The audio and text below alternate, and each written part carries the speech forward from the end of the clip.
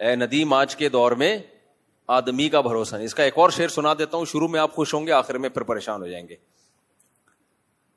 کل وہ میرے بھی آنگن میں تھی جس پہ غرور, مجھے بہت پرانا ہو گیا نا سنا ہوئے.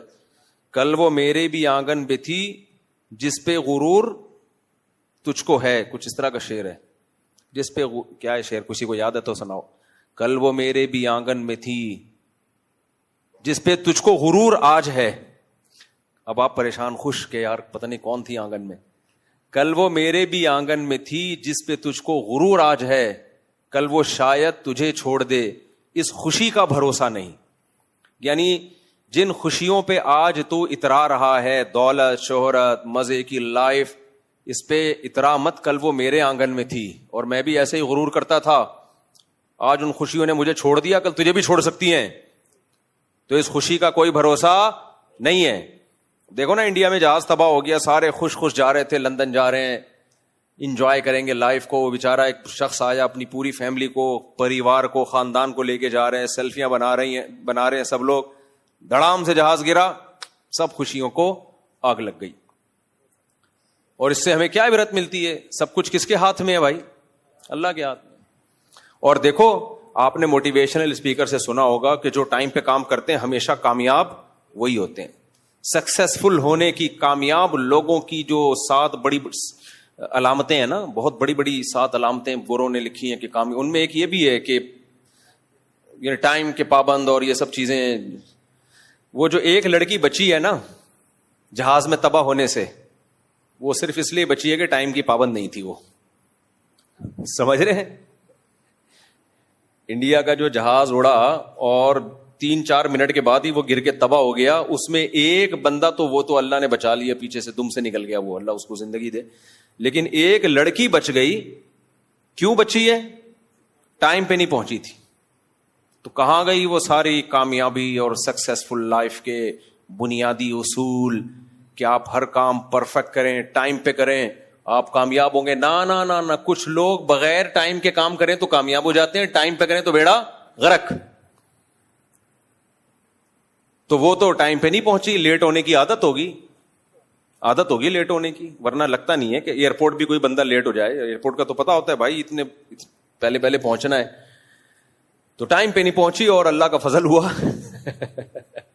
اس سے ہمارے پاکستانی نوجوانوں کو کتنی موٹیویشن ملی ہے کہ صبح جلدی اٹھنا اور رات کو ٹائم پہ سونا. یہ ناکام لوگوں کی علامتیں. جو تھوڑی سی موٹیویشن ملی تھی نا, اس کا بھی بیڑا غرق ہو گیا. تو لیکن اس کا جواب میں آپ کو دیتا ہوں. اس کا جواب کسی کے باپ کے پاس بھی نہیں ہے. اس کا جواب صرف اسلام کے پاس ہے.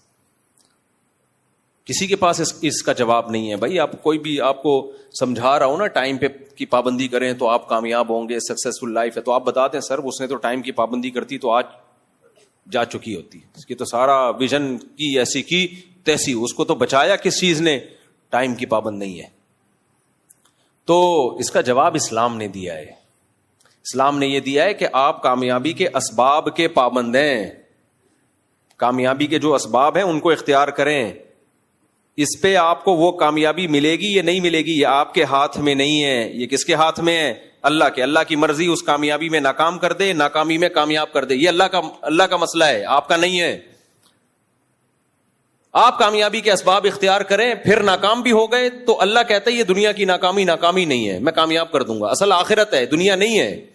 دنیا میں کامیابی کے اسباب اختیار کرنے والے بہت دفعہ فیل ہو جاتے ہیں, اور ناکامی کے اسباب اختیار کرنے والے بہت دفعہ کامیاب ہو جاتے ہیں. تو یہ تو بظاہر نا انصافی ہے کہ اللہ جو ٹائم کے پابند تھے وہ مر گئے, اور جو سست دیر سے اٹھے وہ بچ گئے. آپ کہہ سکتے ہیں ہو سکتا ہے کوئی ایکسیڈنٹ ہو گیا اس کے ساتھ. بھائی ایکسیڈنٹ نہ بھی ہوا ہوتا, سست بھی ہوتی تو آج بچنا تھا اس نے. صحیح ہے نا, آج اس نے بچنا تھا.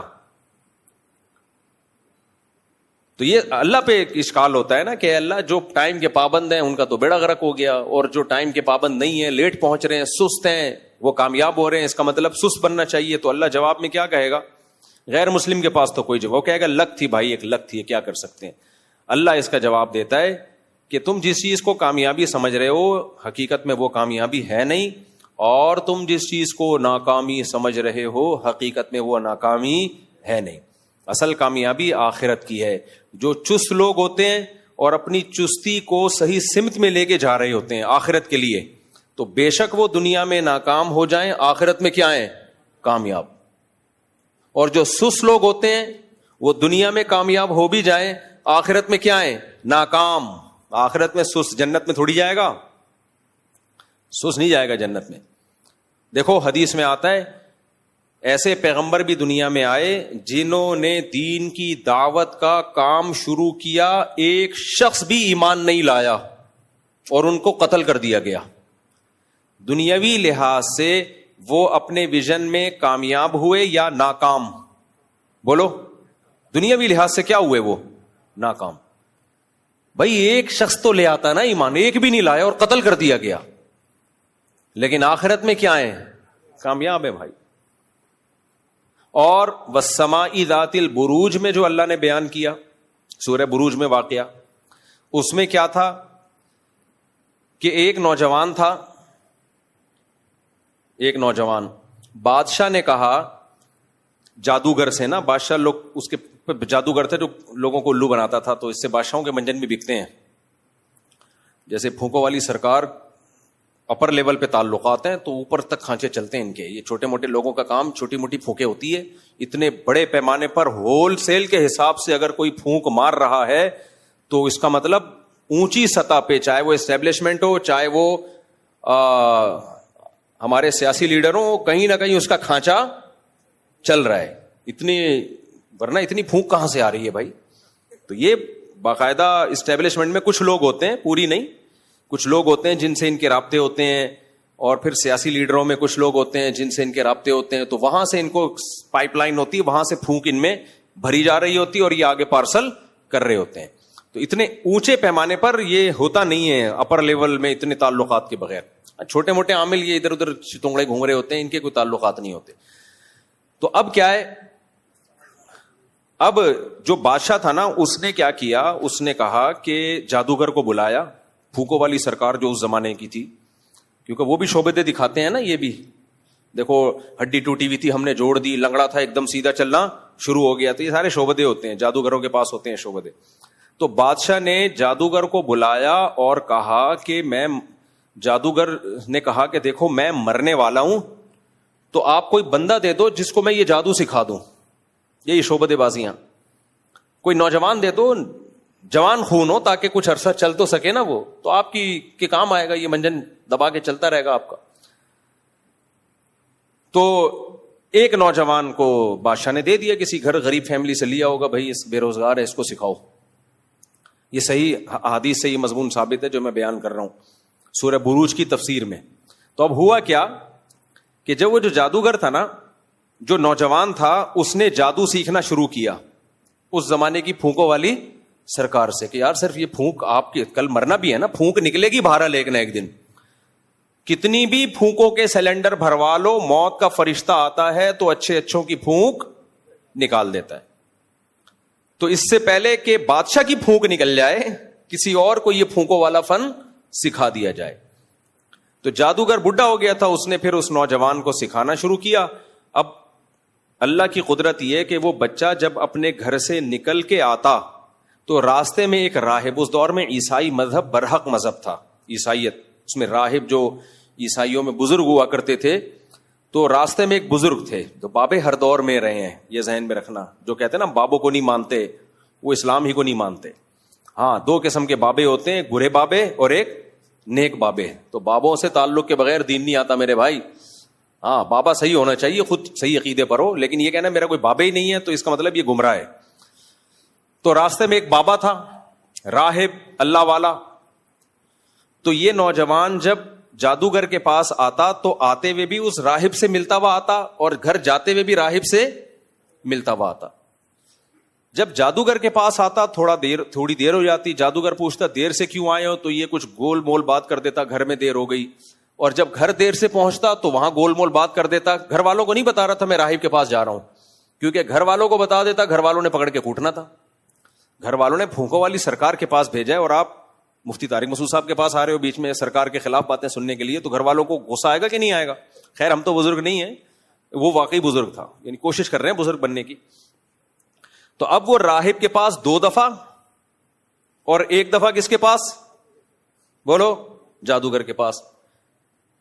تو اس نوجوان کو راہب کی باتیں زیادہ اٹریکٹ کرنے لگی کہ یار اس کی باتوں میں توحید ہے, نماز ہے, روزہ ہے, صلہ رحمی ہے, اوٹ پٹانگ پھینکتا نہیں ہے, لمبی لمبی ہے, لاجک کی بات کرتا ہے. اور یہ جو جادوگر ہے یہ لالچی بھی ہوتے ہیں, جھوٹے بھی ہوتے ہیں, کذاب بھی ہوتے ہیں, اور بہت ساری فحش حرکتوں میں بھی مبتلا ہوتے ہیں. کتنی لوگوں کی عزتوں کو لوٹا ہے نا ان جادوگروں نے.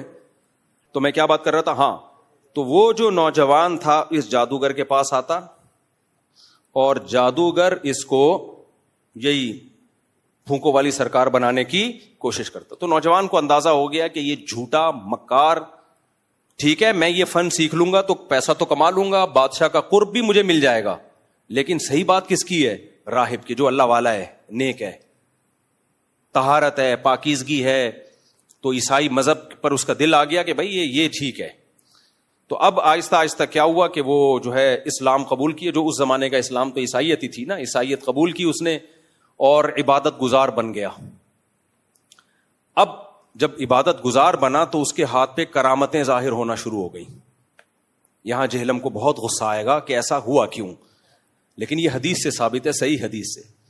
میں کہتا ہوں اس زمانے کے بزرگ جو عیسائی تھے, نوجوان جو حضرت عیسیٰ کے امتی تھے, عیسیٰ ابن مریم کا امتی نیک بنے, اس کے ہاتھ پہ کرامت ظاہر ہو سکتی ہے, اور اس امت محمد صلی اللہ علیہ وسلم کا امتی نیک بنے اور نوجوان نہ ہو بلکہ بوڑھا ہو جائے اسی نیکی میں, اس کے ہاتھ پہ کرامت اگر ظاہر ہو تو آپ کہتے ہیں کہانیاں سناتے ہیں, بابوں کے قصے سناتے ہیں, شرک پھیلاتے ہیں. بھائی آپ قرآن و سنت کو فالو نہیں کر رہے, آپ کو بزرگوں سے چونکہ بوجھ ہے, لہذا ان کی کوئی کرامت آپ کے سامنے آتی ہے تو اب آپ کو یہ ہوتا ہے میری تو کوئی کرامت ہو نہیں رہی, اور ہمارے تو سرے سے کوئی بزرگی نہیں ہے, ان کی کیوں ہو رہی ہے؟ اس بیس پہ آپ انکار کر رہے ہوتے ہو, اس بیس پہ آپ.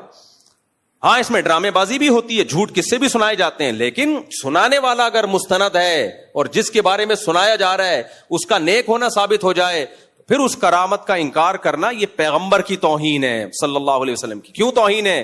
کہ بھائی عیسیٰ کے امتی سے تو کرامتیں ظاہر ہو سکتی ہیں اور محمد صلی اللہ علیہ وسلم کے امتی سے کرامت ظاہر